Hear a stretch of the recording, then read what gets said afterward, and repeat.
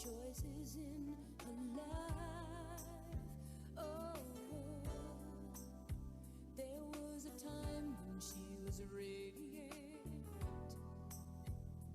but time waits for no one. Somewhere along she lost her innocence, just when she'd begun.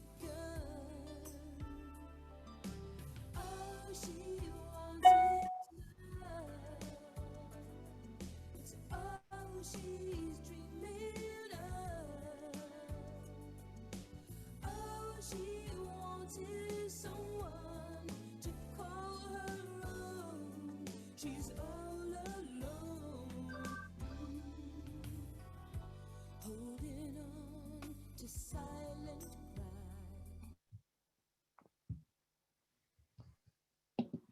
Buenas tardes, bienvenidos. Somos el equipo de soporte técnico y vamos a dar unas breves indicaciones sobre el funcionamiento de la plataforma en cuanto a la interpretación simultánea. En esta reunión contaremos con interpretación inglés-español. En la parte inferior, en la barra de funciones, podremos visualizar el botón de interpretación representado por un mundo con las siguientes 4 opciones: apagado, inglés, español y silenciar audio original. Good afternoon and be welcome. We are the technical support team and we're here to give you some brief instructions about the operation of the platform in terms of the simultaneous interpretation. In this meeting, we'll have English-Spanish interpretation. In the lower part of the function bar, we can see the interpretation button, represented by a world with the following 4 options: off, English, Spanish, and mute original audio. Seleccionamos el idioma de nuestra preferencia en el que queramos escuchar y hablar. Ahí permanecemos durante toda la reunión. Es importante silenciar el audio original para no escuchar los 2 idiomas al mismo tiempo. ¿Todos han encontrado el botón y seleccionado el idioma? We select the language of our preference in which we want to listen and speak. We remain there for the whole meeting. It is important to mute original audio as not to hear both languages at the same time. Has everybody found the bottom and selected their language?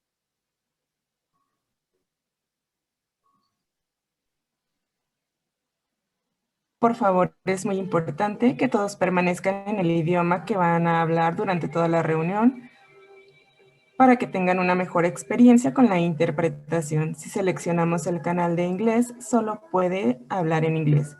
Si seleccionó el canal de español, solo puede hablar en español. No puede hablar en español en el canal de inglés y no puede hablar en inglés en el canal de español, ya que los canales son monolingües. Si desea hablar otro idioma, favor de cambiar al canal correspondiente. También es muy importante que nuestros micrófonos permanezcan silenciados. Nosotros estaremos presentes durante toda la reunión.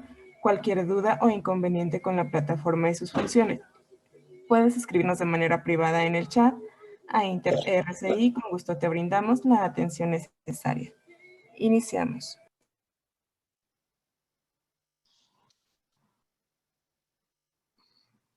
Muy bien, muchas gracias. Welcome everybody. My name is Arturo Chayet. It's a big honor and we're very happy to have Dr. Francis Price today as our guest speaker. And I will ask Denise Pincus, our co-director of the Cornea service at CODET, who did also a fellowship with Dr. Price, to please introduce Dr. Price and to coordinate our webinar. So welcome everybody and looking forward for this great webinar. Great, thank you, Dr. Chayet. I'm going to start sharing my screen.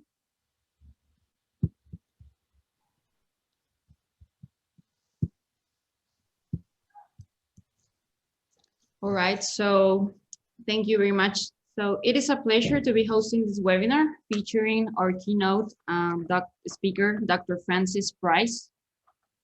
This will be our agenda for today. We're going to start with the introduction, then the keynote presentation of Dr. Francis Price, then a case presentation by Dr. Melesio Palazuelos, which is a Cornea Fellow here at CODET. And after that, we will continue with the discussion, questions, and answers. So Dr. Price is the founder and president of Price Vision Group and Cornea Research Foundation of America in Indianapolis, in the US. He is also the president and co-founder of the Medical Practice Consortium.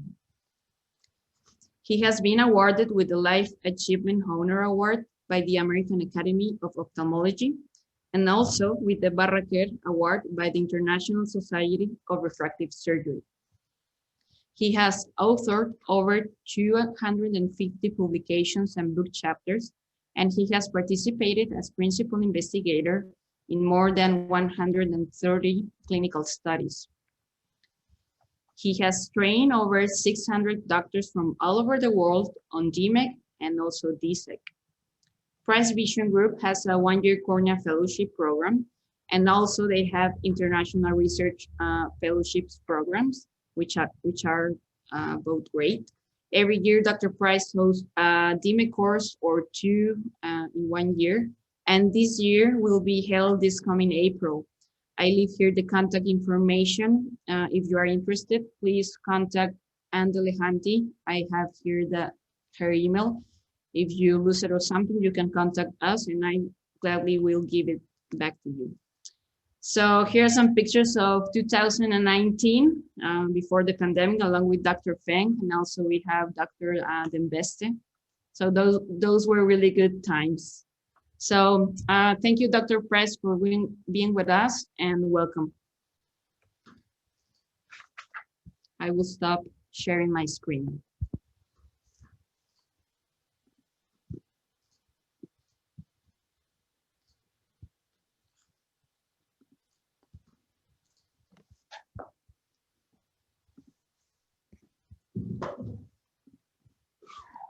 Okay.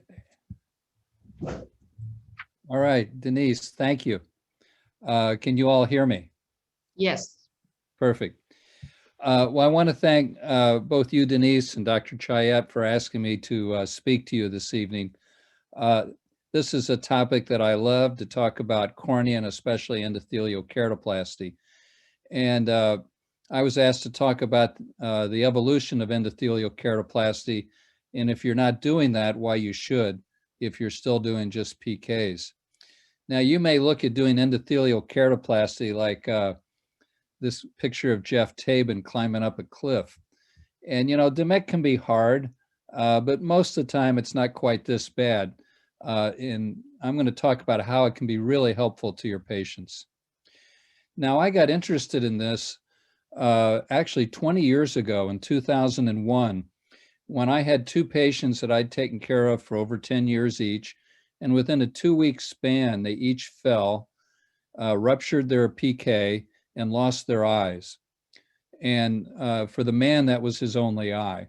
And I decided, you know, there had to be something better that we could do than PK for endothelial failure. And I heard about Dr. Mellis's work and went over and took a course of his in 2001 and started doing PLK, which was later called DLEC, which really was a pretty difficult procedure to dissect off part of the posterior cornea and put a graft into the little recessed area. In 2003, right before the Academy, American Academy of Ophthalmology at the IBank meeting, Dr. Mellis talked about what became DSEC. And so I immediately went home, ordered some instruments, and in December that year did the first DSECs in the US. Now, what's interesting is that by 2007, DSEC was already 28% of all the grafts done in the US. In 2008, we started doing DMEC. In 2011, we analyzed our rejection rates between PK, DSEC, and DMEC and found that DMEC was much better. We already knew the visions were better, and that's when we really started encouraging our patients to have DMEC. That was also the year that 50% of the grafts in the US were EKs. In 2018, we reported our 5-year results for DMEC and DSEC, a 10-year for DSEC. And this year, we actually did our first DSO, the first one that's been done so far, with a manufactured fibroblast growth factor, that holds promise to get the endothelial cells to regenerate. So these 20 years have been pretty exciting for what we've been able to do in transplant surgery. And so this evolution, I think, is very similar to what we've seen with cataracts. For those of you that are old enough to remember intracaps, I think PKs are like intracaps, some of the same problems. And then we had extra caps, which are very similar to DSEC, a big improvement, but not as good as phaco. And phaco gave us small incisions, rapid visual recovery, and that's exactly what DMEC gives us too. And so these are very similar evolutions that we've seen, at least in my lifetime. So this shows OCT photographs. On the top, we have a full thickness graft, and there's distortion because of the sutures in the wound. In the middle, we have a DSEC graft where you can see the extra stroma on the back. You can also see that it's thicker on the edges. And on the bottom, we have a DMEC graft, which if it wasn't detached, you wouldn't be able to see it because it's only 15 microns thick. So when I think about corneal transplants and PKs, there's 4 scourges of PKs. DSEC eliminated 2 of those, and DMEC minimizes the second 2. And these have been dramatic improvements in patient care. The first scourge is ocular surface disease, because with a PK, you have an anesthetic corneal graft. There's no nerves in it. So we have increased problems with dry eyes, exposure keratitis, and that's eliminated with EK. The structural deficiencies of irregular and high astigmatism and the weak wounds that can rupture for a lifetime, those are eliminated. And then immunologic graft reactions. I don't think stromal vessels matter for endothelial keratoplasty in regards to immunologic recognition. And certainly glaucoma is much easier to follow with endothelial keratoplasty. We can get fields right away, we can check pressures. And with DMEC, we get by with much less steroids, so we don't induce as much glaucoma. So this was a report we did on PKs in our practice, and we looked at the causes of graft failure. And 18% of the PK grafts failed because of ocular surface disease. And that's virtually eliminated with endothelial keratoplasty. And then I'm going to talk about how we've been able to do a lot with reducing rejection rates as well. So EK all around has been better for transplants. This is a picture of an eye just a few weeks after having a DSEC, showing normal corneal nerves in the central cornea.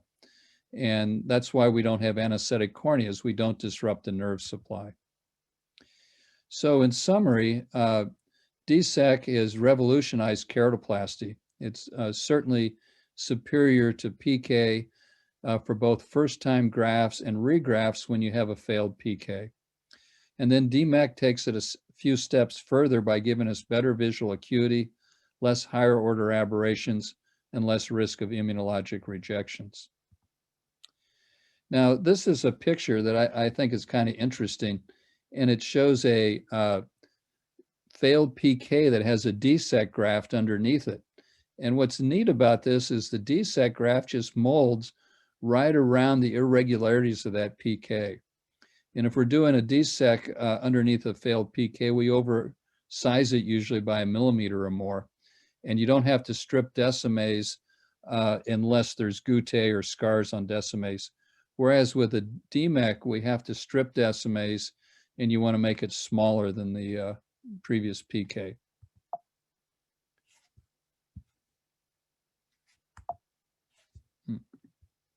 There we go. Now, we've done over 6,000 EKs in our practice. We've had no eyes lost to intraoperative suprachoroidal hemorrhage, because if you would happen to get one of those during a case, you can easily close the wound. And to my knowledge, we haven't lost any eyes to postoperative trauma. Patients can resume normal activities for sure by 2 months, if not sooner. Whereas with PKs, you have a lifetime risk of wound rupture with minor trauma. Now, how does EK change people's lives? Well, they can go back to work in 1 to 3 weeks. And certainly by 2 months, there should be no restrictions. And even with DSEC, where we have a 5 millimeter incision, that's much better than the PK wounds. Now, how do you decide whether to do DMEC or DSEC? What are the pros and cons? Well, we need to look at the visual results, the use of steroids, incision size. Difficulties definitely more with DMEK than DSEK.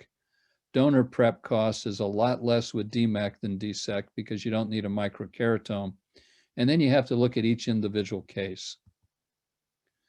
So overall, DMEK has a better profile. We have fewer rejections at the same steroid dosing than for other transplants, and less steroids are needed. With our Caucasians, we typically get them down to a week's steroid just 2 or 3 months after surgery.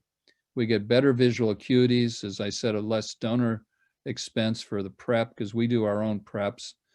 And there is an advantage to DSEK though, and that's the stroma. The stroma is both the problem with DSEK and its advantage because that makes it easier to handle to have a little bit of stroma. Why would you even consider DMEK?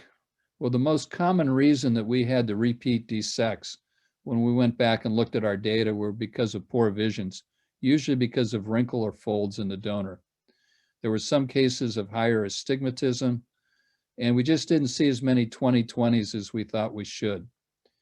And we would like a procedure that's as refractive neutral as possible. Now, why do we not see as many 20/20s with DSEK as one would expect with cataracts or LASIK? We went back and looked at a little over 1,000 cases we did, and we found that about 2.5% were repeated. We had to do another surgery because of unsatisfactory vision. So if we look at those cases, the best corrected vision ranged from 20/40 to 2400. Usually there were folds or wrinkles that we could see. And after we regrafted them, the best corrected vision went up to 20/30 with a range of 20/20 to 2100.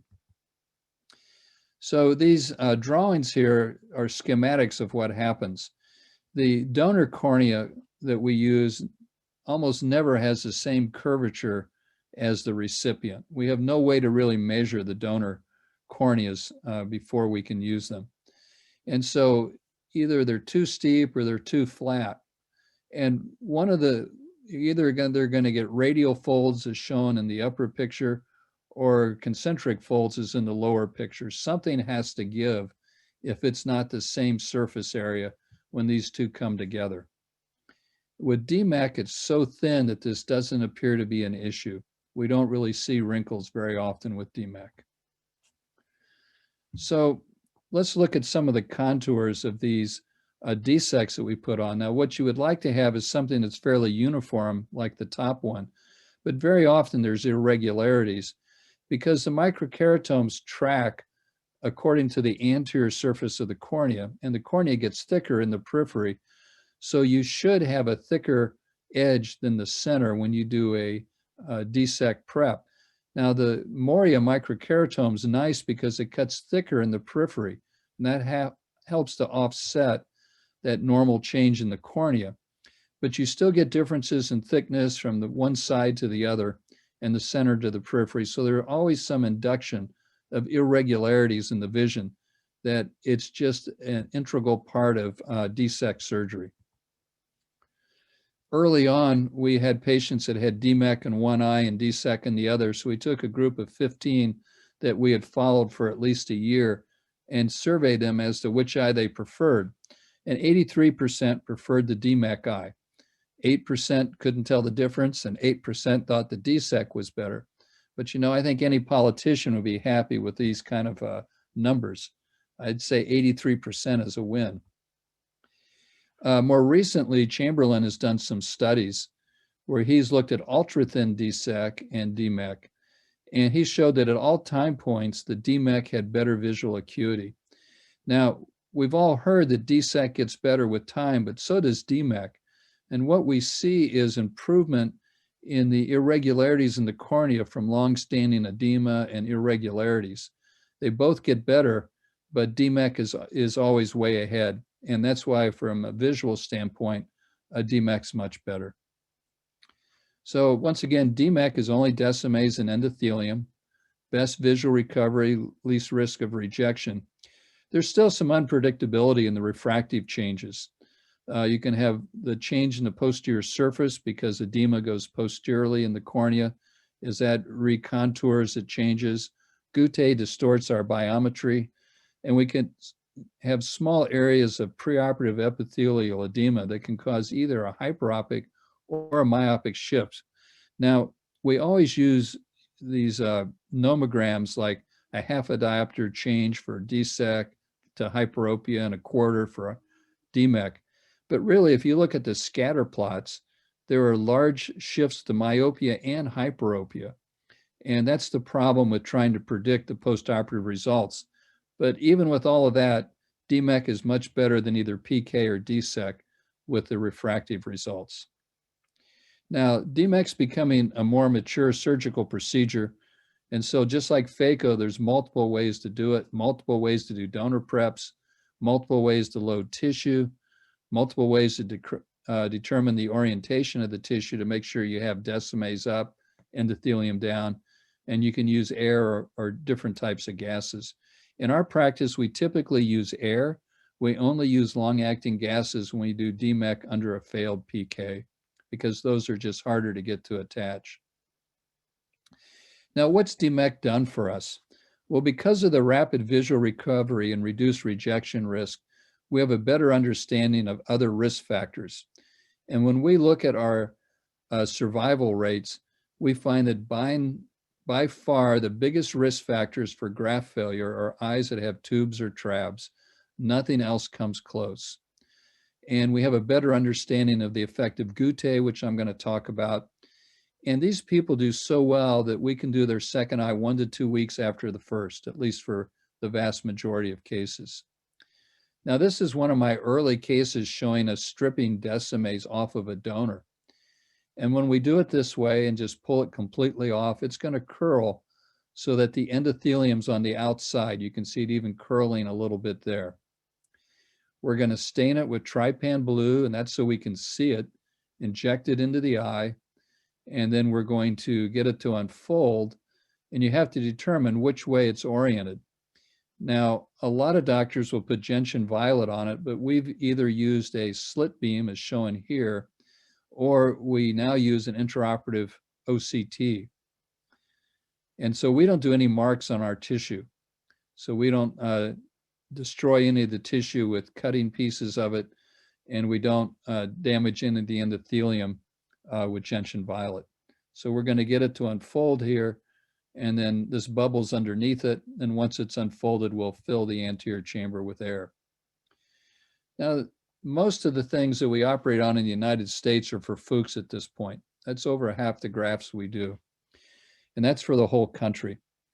And I have a lot of patients go, well, what stage is my Fuchs? And I tell them I don't stage the Fuchs.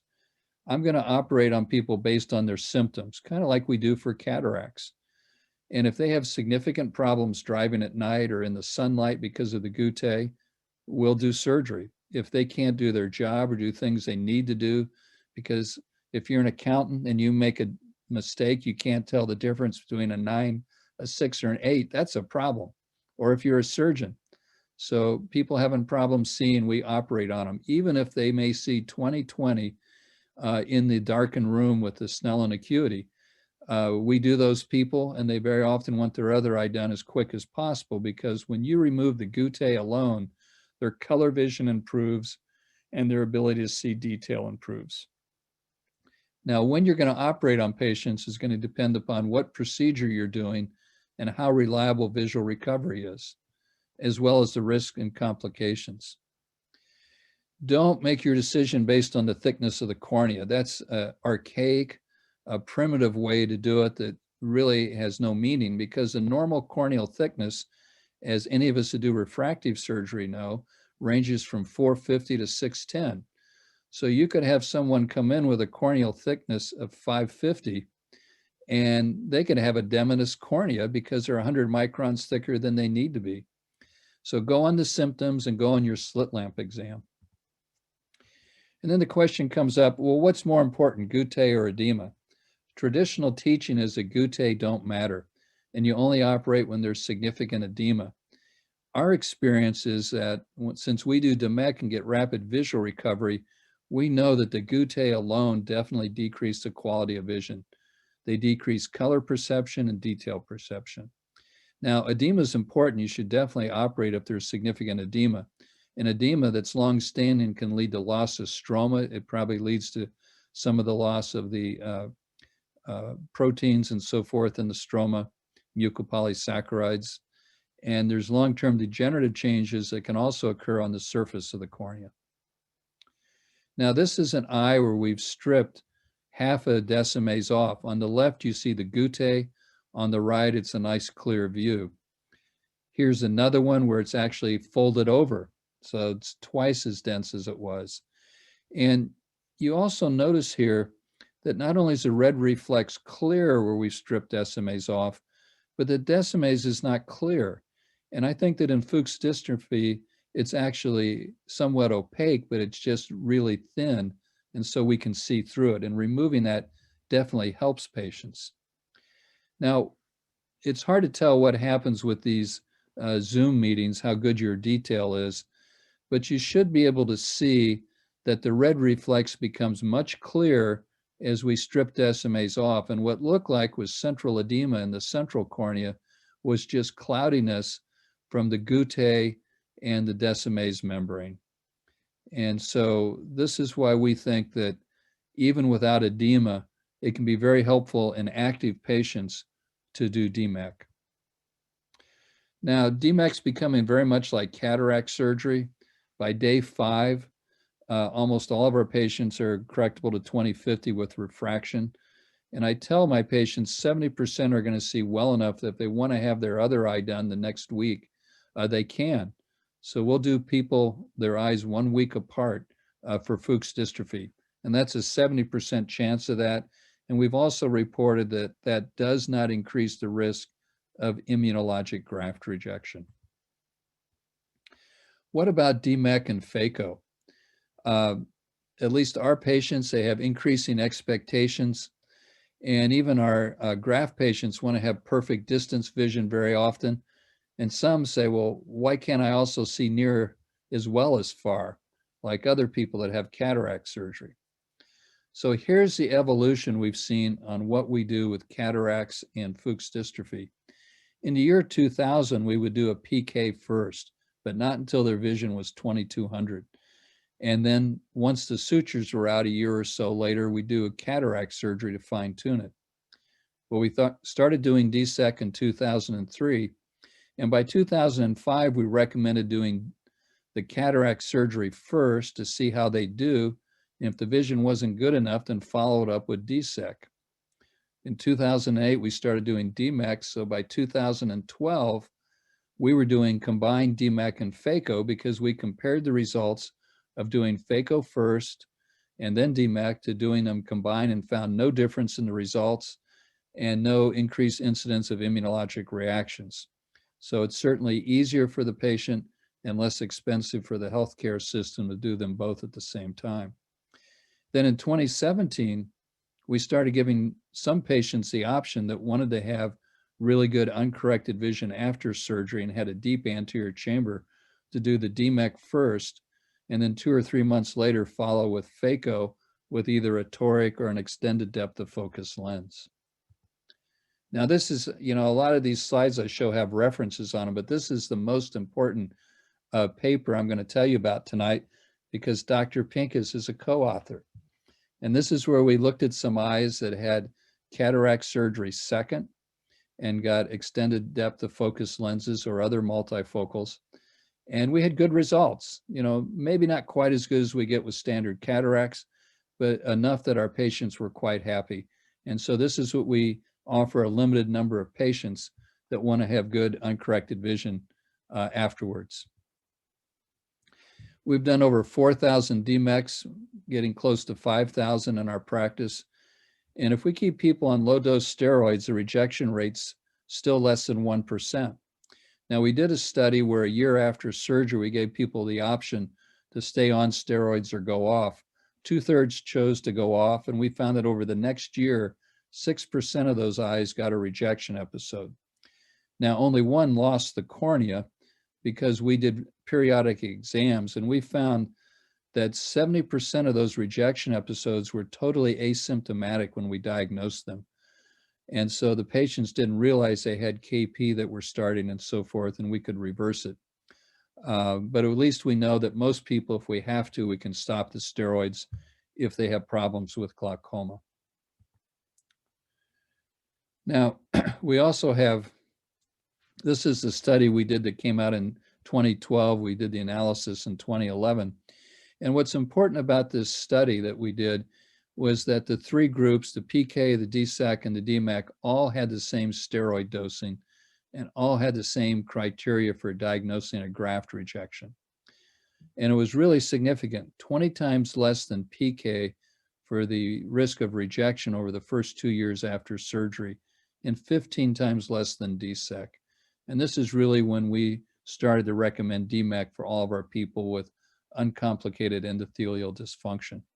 And this just shows the graft of these three types of transplants and how they did at 2 years. Now, since then, we've done a number of studies on DMAC to see how much we can reduce the steroid dosing by, and we have our steroid dosing substantially less than what we typically do for PK. Other studies have shown a low rate of rejection with DMAC and a higher one with DSEC, but we're the only ones, I think, that have looked at all three together using the same criteria and treatment. Now, who can benefit by these changes with DMAC? And I think it's, at least in our area, the African Americans, the people with darker skin, they seem to have more reactions in the eye. And we found that African Americans have, with DSEC, a much higher incidence of immunologic graft rejection episodes. Now, the problem with DMAC is we have so few rejections that we haven't been able to do a meaningful study for that because there just aren't enough rejections to look at that. When would you consider DSEC instead of DMAC? Well, if an eye has a low intraocular pressure, it's hard to get the graft to stick because each time the eyes squeeze or push on the cornea, they indent it, and that can make the endothelial keratoplasty come off. DSEC sticks easier because of the stroma, and so if there's a low pressure, we're going to usually recommend a DSEC instead of a DMAC. Aphakic eyes, it's hard to suture a DMAC graft, especially if there's a big pupil, so we recommend DSEC in those eyes. And really with an aphakic, when that fluid is moving back and forth, you're manipulating the graft, a DMAC graft can easily go through the pupil. And eyes where you want to minimize the chance of reinjection due to mental status of the patient, some other difficulties, then you might want to do a DSEC just because it's easier to get it to stick and less follow-up. Eyes with large iris defects or missing iris, the DMAC can just go to the back of the eye and you don't want that to happen. Any eye that has a superior iris defect and they've had a vitrectomy, as soon as they sit up, all the air is going to go to the back of the eye. And so DMAC typically does better with longer contact time with air or gas than a DSEC. So I'd recommend DSEC in those eyes. So this is an eye that had a human optics artificial iris. I definitely recommend if they needed a graft, a DSEC so you don't come in contact with the plastic. There are advantages to some stroma. It sticks to the cornea easier. It's more easy to reattach. It can be sutured, and it provides structural support, meaning it can unfold easier. I'm going to talk about glaucoma and graft survival. Now, early on, we looked at our 5-year survival rate between DSEC and PK, same center, and we found that for Fuchs dystrophy, the survival rates at 5 years were pretty much identical. But when we looked at the pseudophakic and aphakic corneal edema, the DSEC eyes did much more poorly.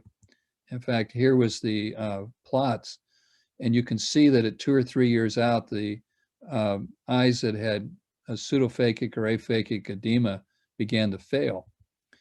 The difference between these groups is shown here, and it's the number of tubes and traps. In the earlier series of PKs, only 3% of the eyes had a tube or trap, but in the later series with DSEC, a third of them had a tube or a trap. And this is actually becoming an increasing indication of corneal transplantation. And we'll do DMAC in a lot of these eyes now, but still, we tell them that their survival rate's going to be poor. And so we've tried to figure out why that is. And because this graph shows how dramatic it is. This is DSEC survival out at 4 years. No glaucoma surgery is pretty high. It's in the 90s, but boy, they really start to drop off, especially at 4 and 5 years for the eyes that have tubes and trabs. So we've analyzed anterior chamber fluid, and the control group are eyes undergoing cataract surgery that have not had any previous surgery. And then we looked at the protein content relative to eyes that have express shunts and trabs. And those eyes had 5 times the protein content as the control eyes. And then the Ahmed and the Bearveld eyes had 10 times the protein content. What was even more surprising is that the protein profiles were similar between the tubes and different than what we saw with the express shunt and the trab. So there's something going on with this plastic in the anterior chamber, at least in the form of a tube, that's not good. When we also looked at our DSEC eyes for medical management, we know that with PKs, just having a diagnosis of glaucoma and being on drops decreases the survival rate. But it doesn't do that in endothelial keratoplasty. And I think that's because we don't have the ocular surface disease that glaucoma makes worse. But if they had had previous glaucoma surgery, the survival rate was much worse, as you see here at 5 years, 38% versus 94% for eyes with or without medically managed glaucoma. Very dramatic. We looked at our overall cell counts at 5 years, and you can see that we all know that the endothelial keratoplasties lose cells quicker the first year, but then they level off, both DSEC and DMAC, and at 5 years, they're much better than the cell counts that were reported in the corneal donor study. And we were hoping to have a lot of 10-year data to show you, but that's what we were going to do this last year, was get patients back in, but COVID kind of interfered with that. So maybe next year I'll have that data for you. Now I'm going to end up with some surgical tips. The big thing that we're doing that's new is intraoperative OCT. I am a consultant for Hogstrite, and I'm going to tell you that at this point, to my knowledge, they're the only ones that have a usable image that's in the oculars for the surgeon, where you don't have to look away at a monitor to see what's going on.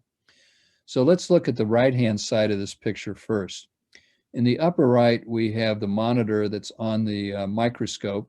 You can see the black and white image, and you can see the donor cornea on top of the iris, and it's curled so that the endothelium's on the outside and it's the right orientation. And this is all the same case. It's a 43-year-old donor that likes to curl up tightly.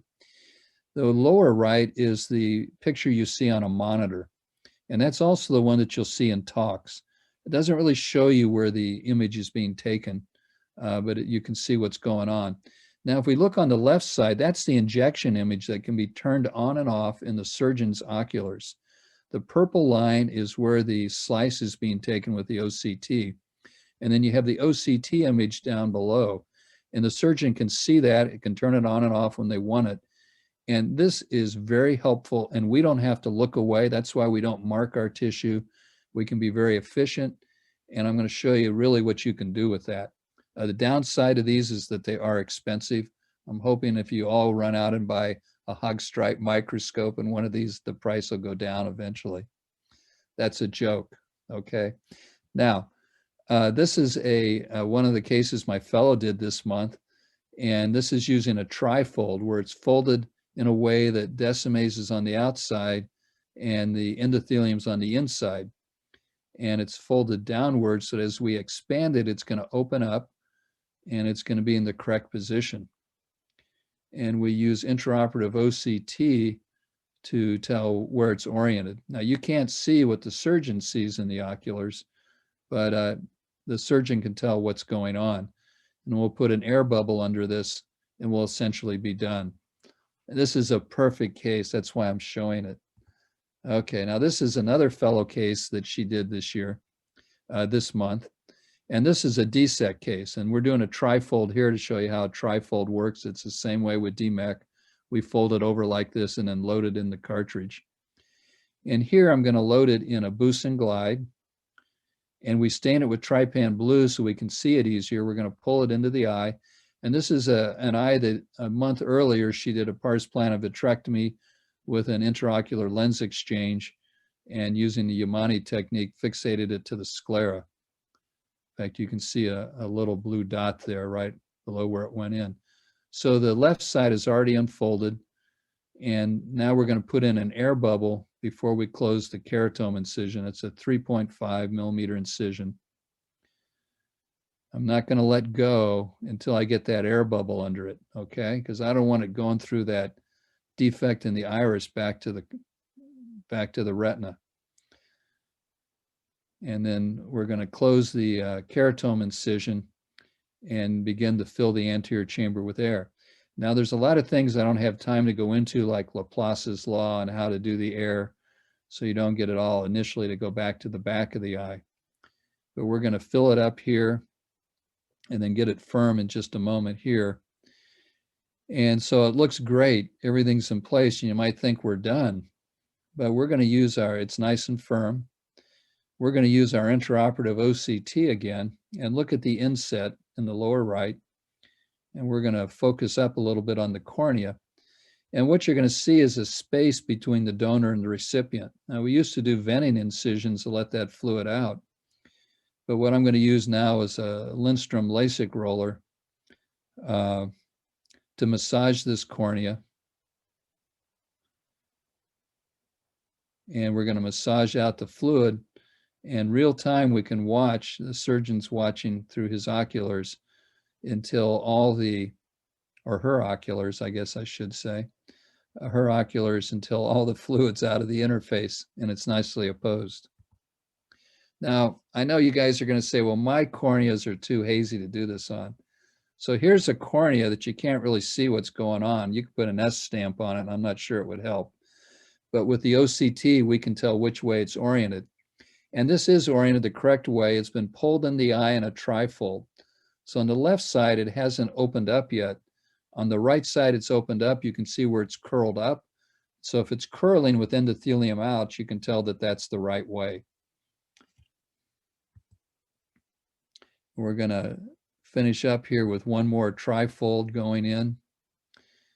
Now, when Massimo Busin came up with the trifold idea, and when he did this, he said that you could use really young donors. What I find is that when we get donors around 40 or in their 30s, they tend to recurl in the cartridge, and we end up having to fold them traditional ways. I have an AC maintainer that we're going to leave in the eye. This is actually a phakic eye. And we're going to inject the trifold. And we're going to keep the AC maintainer on until we get the donor to go to the far angle. Now, once we get to the far angle, we're going to take the AC maintainer out, or at a minimum, turn it off, so that the anterior chamber starts to shallow. Now, we want it to shallow to hold it in place so it doesn't shoot out when we pull the cartridge out. It's already unfolded, and if you look at the inset on the right, you'll have seen that it's curled the correct way. So, I mean, we're ready to roll here. This was a trifold. We'll get it to unfold a little bit more, put an air bubble under it, and the case will be done.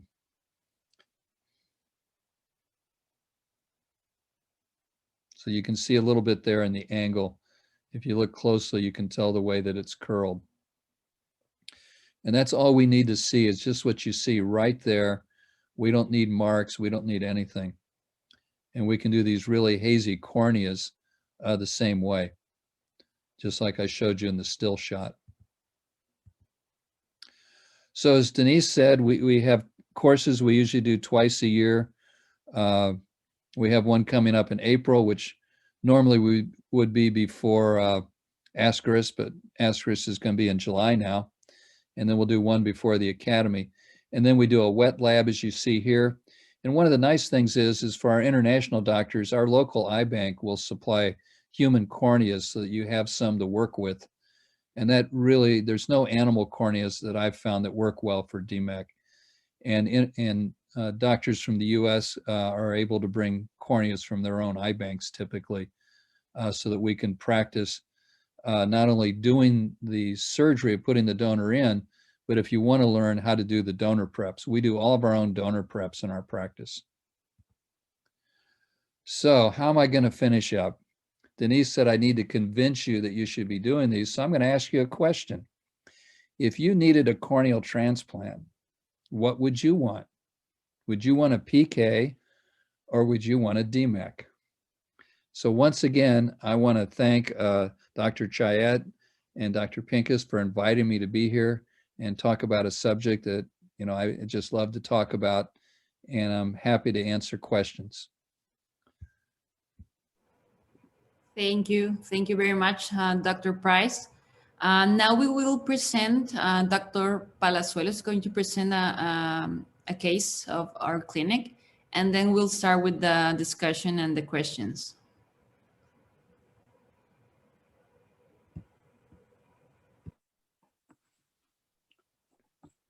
Hi, I'm Dr. Melesio Palazuelos, Cornea Fellow at CODET Vision Institute. Today, I'm going to present a clinical case of a patient from our institute. This is a case of a 57-year-old male patient with a history of hexagonal keratotomy for treatment of hyperopia many years ago. Later, he had a refractive lens exchange in both eyes in 2008. In 2010, a penetrating keratoplasty with IOL exchange was performed in his right eye.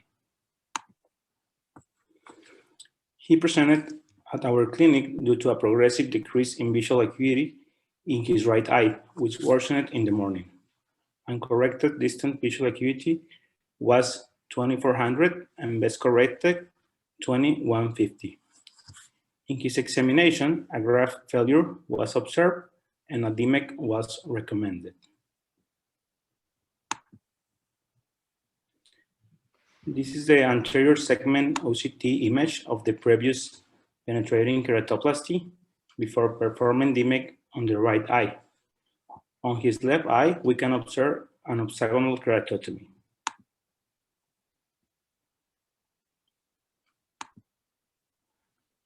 On the first postoperative day, some areas of the graft were detached and rebubbling was performed on the second postoperative day.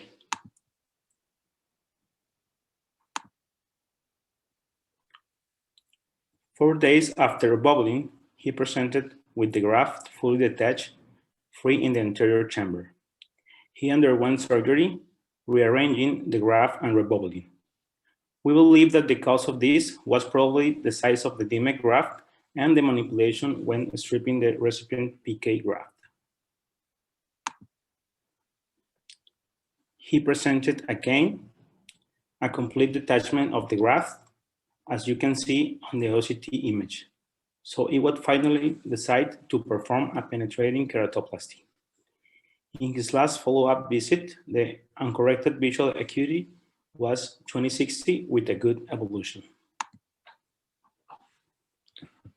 We have some questions related to this topic. Number one, which are the factors that you take into account to perform a DMEC on a previous PK or perform a new PK? What is your opinion about leaving the recipient endothelium? And finally, do you believe that the use of femtosecond laser for decimate stripping is an option in these cases? Thank you for your attention. And now I leave you with Dr. Pincus for the discussion. Thank you, Dr. Palazuelos. So, Dr. Price, we will start with these questions. What do you think about this case and what recommendations do you have for us? Sure. Well, there were quite a few questions there. Yeah, repeat them if you want. Yeah, no, that's okay. And if I miss any, just let me know.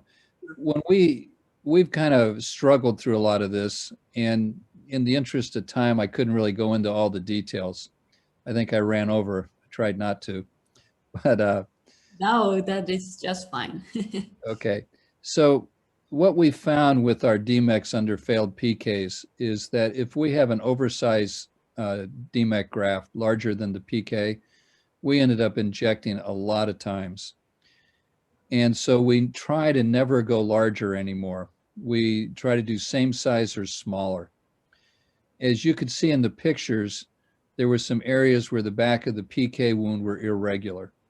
Now you can get a DMEC to stick, and we've done that, but you have to re-inject air multiple times.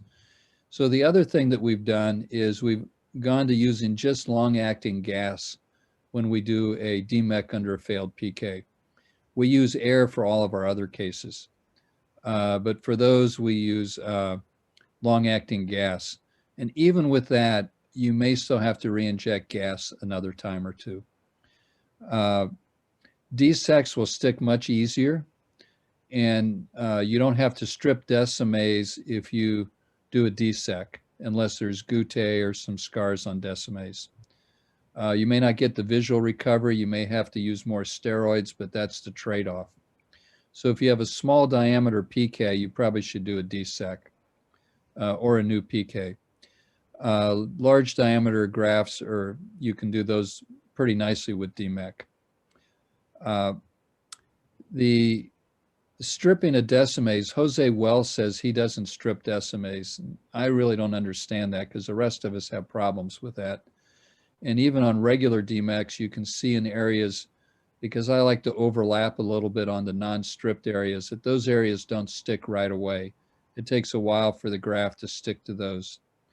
So if you're going to do a DMEC graft, you really should strip decimase off. And that can be a problem, because the only two areas that a PK wound are strong are Bowman's and the decimase area.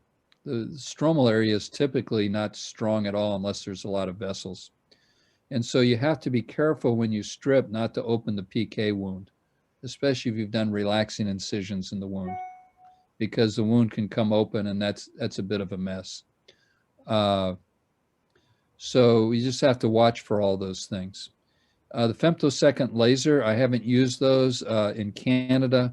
The doctors there have reported on it and had pretty good results.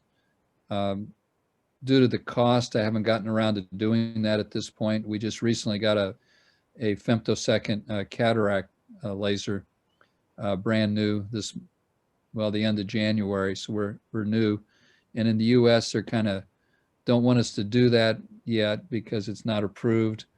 But once we get a little bit more acquainted with the laser, we have a LENSAR.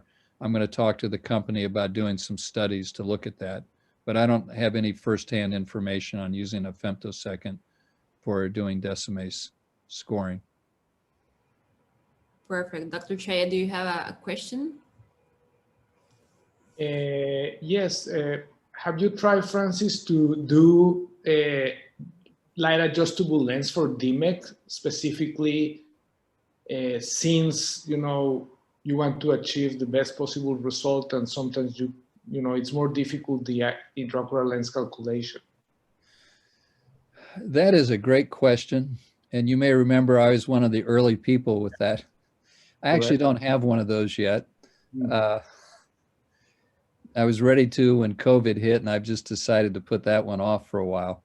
Okay. I think that that's a good idea. The problem is it's limited to just 2 diopters, at least from what they tell us. I'd like to be able to get more than that. But I think that's a great, I think you're right, that's a great alternative to help fine tune. And I really hadn't thought of that before, but that'd be something we could offer our patients. A good news is that in the next future, there's going to be a new model where you don't need to do the you don't need to wear the protective UV glasses. So for DMEC, I think will be important, because sometimes you may want to delay a little bit, right, to get the best, the most how to say, to make sure that the result is stable. Right, because you get edema at the wound very often, or parts of the area where it may not be attached. So you're right. That's why it's 2 or 3 months to follow it up with a phaco and a multifocal lens. Correct. That'll be nice. Great. Glad to hear that. Yes. Great. So there's some more questions. Did you think that when you have well, I think you already said something about the intraoperative OCT that you have, but if you do not have it, would you recommend when you have poor visibility to do DSEC instead of DMEC? Could that be easier? Yeah, I think that that can be easier to do. I mean, worst case scenario, you could do DSEC and then a year or two later followed up with a DMEC. You could Sure. always take the DSEC out once the eye healed. But, you know, if someone has long-standing edema that they haven't treated for a long time, they're probably going to be happy with the results you give them with a DSEC. Sure, sure. So what about PDEC? Do you have any experience? Have you done cases of PDEC? Oh, I have. I And took that slide out. I didn't know anybody would ask on that. PDEC is pretty interesting. It's thicker. It's the difference between a big bubble and what we do when we strip, you know, it's a type 1, type 2 bubble, basically. And so it's thicker with a little bit of stroma. The difficulty is that you end up with a 7 to 7.5 millimeter graft. And we like to use 8 1/4 to 9, depending on what's going on. And so I know Amar Agarwal is really big on PDEC, but you typically have to use scissors to cut it, which damage more endothelial cells on the edge than I think a tree fine does. So we've done really well with our DMECs and just haven't gotten around to doing PDEC that much. But yes, I've done some. I've tried almost everything, and we just like DMEC better. Yeah, great, thank you. Dr. Price, can you tell us a little bit more about something that you were mentioning, the use of fibro, I don't remember how you say the fibroblast growth factor. It's an engineered one. It's a trefoil study. We just did the first patient in that study. So that's about all I can say. You know how studies go. It all looks exciting at the beginning, but I'll keep you informed. I think they just did a press release on it. But you think there's a good future for those type of things? Well, you know, I think everything's changing, and the things that I've seen for their laboratory studies look really pretty exciting. Now, whether it'll translate to that in people or not, I don't know. But yeah, the first case looks great. Excellent. All right. Dr. Price, do you know if there is any new evidence on which tissue insertion device it's better? It's better to use the Jones tube, the Gauder tube, the injector as you use it. Any new? Yeah, we've looked at all of them, and I don't think it makes a difference. I actually think there's more cell loss with glass than there is with the plastic. With the injector? Surprisingly, we didn't report that, but we did a study on it, and at best they were the same, and actually the trifold ends up being a little bit better. I think they're so close, though, that it just depends on surgeon preference. I think that clinically it doesn't really matter that much what you use. But we've compared them all. And in fact, Dr. Fang, he doesn't do the trifold. He just does the traditional way and injects it with the cartridge. Yeah. Which is your favorite cartridge? It's off label. You're not supposed to do this in the US, but we use the Viscojet. Mm-hmm. It's from Bausch & Lomb. Okay. It's not approved. I probably shouldn't be saying that, but this is in Mexico. I guess it's okay. Yeah, you can say anything. So there's one question of the audience. When you have a patient with an hydrophilic acrylic IOL, it tends to opacificate with the gas or the air. So what would you do in these cases? Do you consider that? Do you do an IOL exchange? Do you use air? Do you avoid gas? Yeah, that is a great question. Well, before I knew about that, we put in a few hundred with our DSEC and DMEX. And actually, I think I only had one person maybe 2 that showed any problems. But we've been more routinely seeing problems when they were put in earlier, and we went back then and did a DSEC or a DMEC. And sometimes it doesn't show up for a few years. I wouldn't do anything until it happens. Now, the interesting thing is Thomas Neuhann in Munich talked about this a number of years ago, and his paper doesn't typically get cited, which is unfortunate, but he showed the same thing happening with PKs where no air was used. And it could be something to do with inflammation in the eye. Now, the air may make a difference, but like I said, we did hundreds of these combined cases, and we only had 1 or 2 people that had problems. So there's something else going on. I don't know what it is, but I would definitely not use a hydrophilic acrylic lens in anybody with Fuchs dystrophy or a low cell count, because you're going to get problems later. And then if those do occur, then you have to do an IOL exchange. Right. Francis, there's a question about sub 50 micron DSEC versus DMEC. Yeah. The thinner you get, the closer it gets to DMEC. But you ought to just do DMEC and stop fooling around trying to cut them thinner. We looked at doing these early on, and as we got thinner, what you find is a much higher loss of donor tissue when you're trying, because, you know, microkeratomes just aren't as accurate as people think. You know, there's a lot of art to making those cuts, and you lose more donors.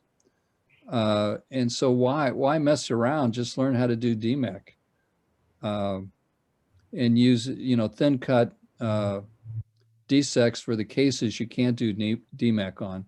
But I think any stroma, you know, one of the things that I think has to be realized is that the endothelium is no more immunogenic than the keratocytes. And so if you're putting extra keratocytes there, the more you put in, the more you're increasing the chance of immunologic recognition. So you're better off just eliminating all of that if you can. And that's what Chamberlain showed. He was doing the ultra thin cases, and they just did not do as well as DMEC. Okay, that's very good to know. There's another question. You know, I remember Meles was teaching us that if you have up to 30% of the touch, you should wait and watch. So there's a question here by Dr. De La Torre. What's your threshold for rebubbling a partially detached DMEC? Well, you know, Doc, are you still there? Hello? Yeah. Yes. Okay, my screen has gone white. No, you're yeah. There we go. You're back. So here's the thing. My patients don't like to have painful bullae. And so, you know, Dr. Mellis is really brilliant, but he would send his people out with total detachments and do nothing for months. And if I have a 10% or a 20% detachment, my patients are pretty unhappy. And very often it affects their vision. And if they're unhappy, then I end up being unhappy.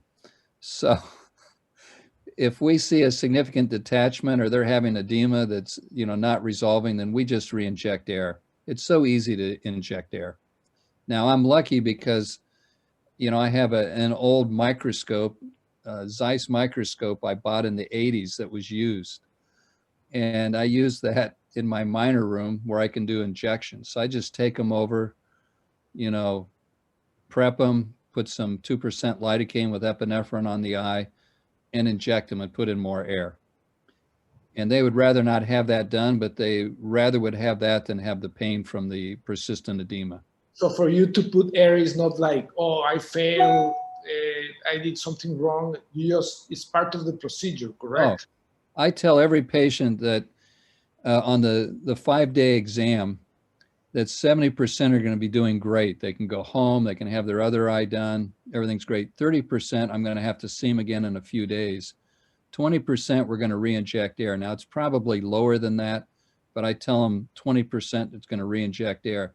And I also tell them that 2% of the time, they're going to have a graft that doesn't work, and we'll have to replace it with a new one. Now, we're actually doing less than 1% now that we redo, but I still tell them it's 2% because I want to let them know that that's a possibility. It's rare, but it's possible.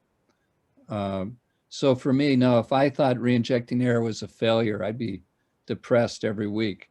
Okay. But that's good to know. Thank you. No, it's just part of the procedure. Yeah, sure it is. So can you? Oh, and the other thing is, reinjecting air is very subjective as to when you do it. And I think you brought up a great point. You know, Dr. Mellis had a lot of tolerance. I think they didn't used to even reinject ever. In the last few years, they do it when it's, you know, over 30%. And then a lot of us do it much sooner. But I don't see that as a failure at all. Yeah, I remember you telling me that because I did the same question when I was there with you. And what you told me is that, well, just make sure that you re-inject before all the bubble is gone because it's easier, right? It is. And I read in a paper of yours of 2020 and Marianne, the update on endothelial keratoplasty, that the rebubbling technique is important because if you do a lot of bubbles when they pop, they could damage the endothelium. So it's better to just have one big bubble when rebubbling, correct? That's very important because you get cavitation damage, which is the same as phaco. And actually those little bursting bubbles are what destroy propellers on boats if the propellers aren't designed right. So yeah, you don't want to have a lot of little, what we call fish eggs that all begin to pop. Yeah. So can you tell the audience and for us, what to consider when choosing a donor, a DMEC donor, especially when you're starting, you know, about diabetes, the age or the cell count and all the previous incisions. What's your recommendations for, especially for novice surgeons that want to start with DMEC? Well, if you're going to do your own donor preps, if you're not doing your own donor preps, it doesn't matter as far as the diabetes. If you're going to do your own donor preps, try to not get diabetics or get diabetics that, you know, are just, they're diabetic, but it's not severe. The iBank in Oregon came up with a rating scale. And basically, if people have bad disease where they've lost their kidneys, they've had amputations, you know, things like that, then those corneas are more likely to have problems being prepped. Now, from the beginning of our DMEC time, 30% of the tissue we get is diabetic. Yeah. That's just the way it is. But we only lose about 5% of those. We do try to anymore tell them not to give us the bad ones if they can help it. With COVID, it's been really hard to get the tissue we wanted. When you're starting out, I would try to get tissue over 50, up to 75. The Descemet's membrane gets thicker with age, it doesn't curl as tightly, and it'll unfold easier. So that's something to keep in mind. If they've had previous cataract surgery, it's harder to strip because of the incisions. Basically, anywhere you have an incision, it welds Descemet's down to the stroma, and that can be a problem. Yeah. Otherwise, I'll take tissue into the upper 30s, but most surgeons in the US won't take it below 50. And I guess really if you're starting out, your sweet spot would be over 60 and less than 75, just because it's going to be thicker and easier to work with. And then as you build up your skill sets, you can go younger. The problem's going to be is the availability of tissue. Because with COVID, it's gotten real hard.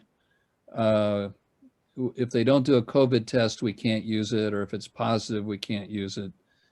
And that's just been an issue. Hopefully that'll get better as we all get vaccinated. We'll have to wait and see. But we've had less choice for our tissue since COVID came. And so I think today we did 6 DMECs. Things are kind of slow. This time of year, we've just had a big snowstorm, you know, last week, so everybody's afraid to come in, and it's all melting today. So we did 6 cases, and I think 3 of the donors were in the mid to low 40s. You know, is it Okay, ideal? No, but we'll take what we get, you know. Dr.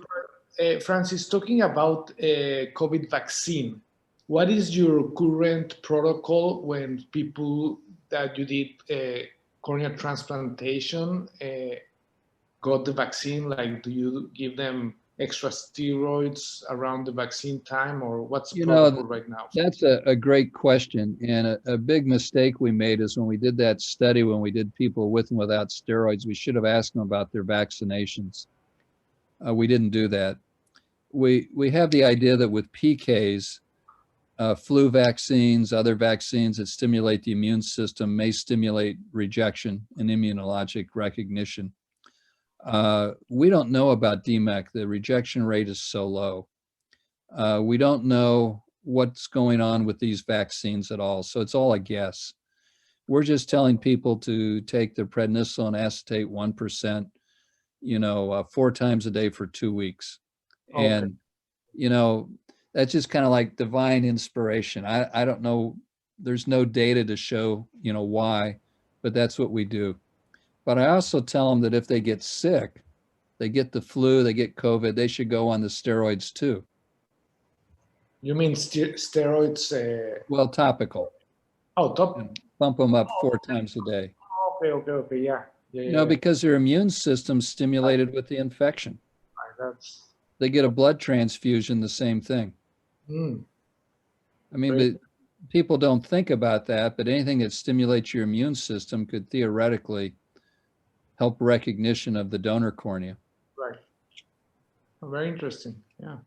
So, Dr. Press, can you give us some pearls, some clinical pearls or tips on when doing triple procedures, phaco, IOL, and DMEC? So what to take, to be careful about?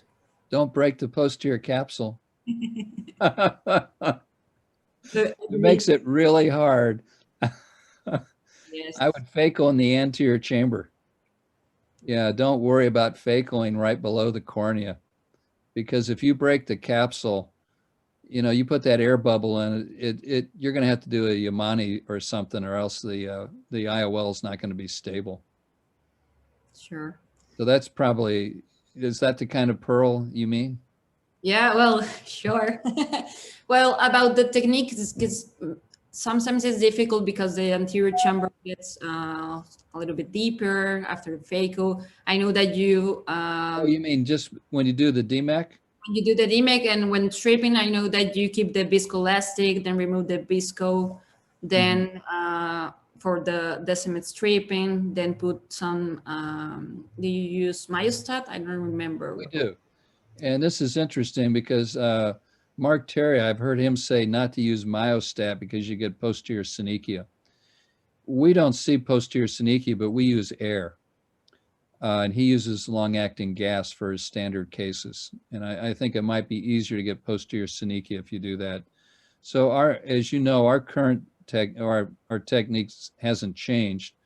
We don't use cyclogel to dilate the pupil. We do for standard cataracts, but we don't use it if we're doing a DMEC, because you can't get the pupil to constrict with myostat.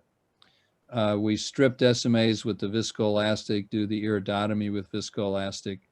Then we take the viscoelastic out. We also vacuum the viscoelastic off the back of the cornea where the strippings occurred. We showed with DSEC that if you don't do that, you can get a viscoelastic trapped in the interface, and that gives you a haze and little white deposits. So you want to get that out. And after we get the IOL in place, then we'll inject myostat because it's stronger than Myocol. We constrict the pupil, and then we put in trypan blue and go in with the bimanual INA and look for tags of vitreous or tags of decimes and remove those, or even loose pieces of stroma, and we'll trim those off with the intraocular scissors if we see them. Sure. Because you want a nice smooth surface for your graft to stick to. Yeah, and that's pretty much it. Yeah, great, great. We have another question. I think that you already answered, but I think that you led the decision to the patient in terms of doing stage cataract surgery and DMEC. Well, DMEC then cataract surgery with EDF IOL, or it's the question is, what's your preference, doing a triple procedure or the stage procedure? It's up to the patient.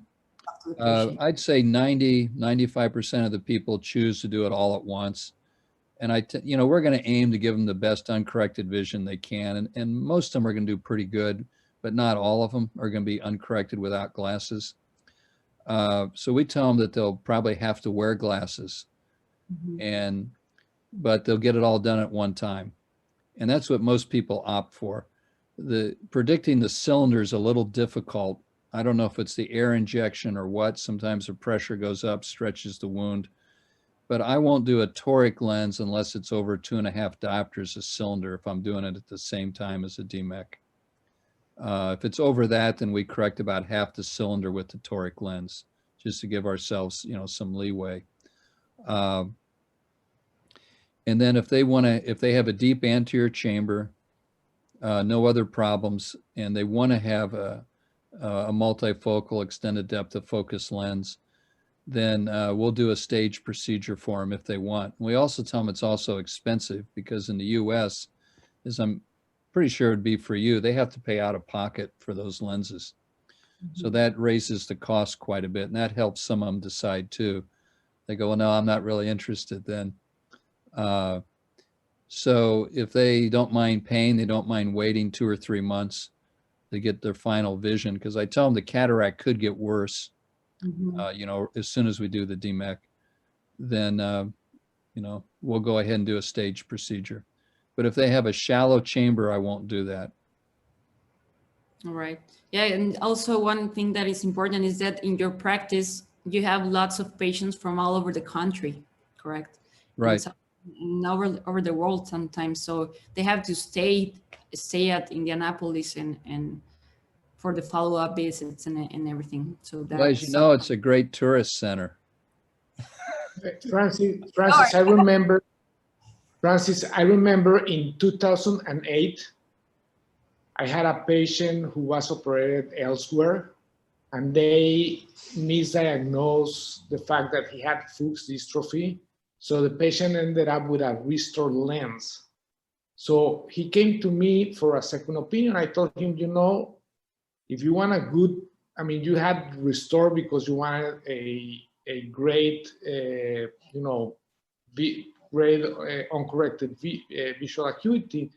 I don't think right now PKP is out of the question. DSEC, so I think you should do this new technique called DMEC, and I'm gonna send you to Dr. Price. And I think it was, I don't know, when did you say you started doing DMEC? 2008. So he was probably, I don't know if you remember him, but he was from Guadalajara, and I think that he stayed in Indianapolis like maybe 2 months, because there were some rebubbling issues, as you mentioned, but he ended up doing perfect. 2020 Jagger 1. Well, if you could send us follow-up on him, that would be great. We would like that. Sadly, he's not with us anymore. He passed away. That's one of the problems that, they are older people. Right.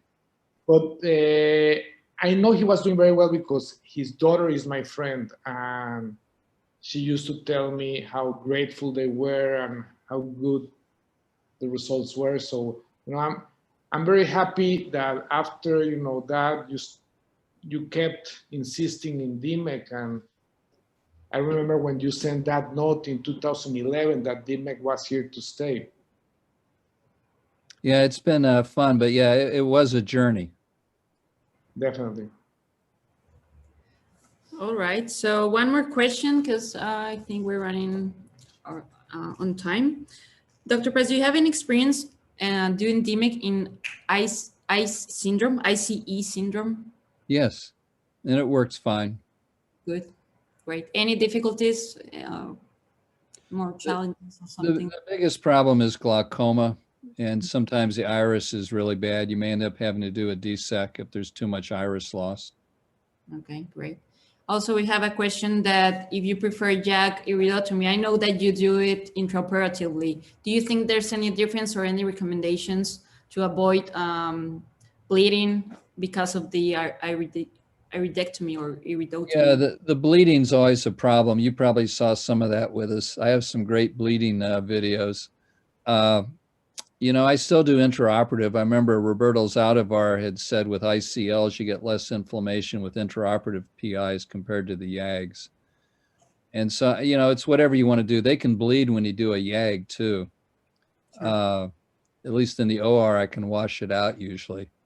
But I just do intraoperative. Usually that's easier, although the scissors get to be expensive. You can do it with a bent needle. Did you use retina scissors, right? Or well, they're probably they're intraocular. We have reusable ones, yeah. And do you have any problems with the fibrin that can't? No, I don't. And actually, that's because I use an AC maintainer. Sure. Because I keep everything rinsed out. Dr. Fang doesn't use one, and he periodically gets the fibrin. So using an AC maintainer seems like a bit of a waste because it's such a short time, especially when it's a DMEC by itself. But once we'll do the bimanual INA when we clean off the remnants of the decimase after stripping and scoring. But then I use the AC maintainer to keep the eye inflated while I'm doing the injection. And also once I've finished the PI and we're getting the donor ready. So that, I think, washes out the fibrin. So I typically don't have any problems with fibrin unless there's, you know, a lot of blood in the eye, and that can be an issue. Great. Thank you so much. Dr. Chayat, I don't know if there's any other question that we have to make. No? All right. So thank you very much. This was an excellent evening. So it's already late for you. So thank you for being with us. We all appreciate it. And I'm so happy to see you. Please say hi to Marianne and Dr. Feng. Will. Well, you know, thanks a lot for asking me. It's good to see you guys. Keep up all the good work you're doing. Thank you. Thanks. Thanks all the audience for being with us. It's being recorded, so you can then see it on our Facebook channel, I think, or YouTube channel. And thank you for being with us. That's all for tonight. Thank you and see you. Goodbye. Thank you, Doctor.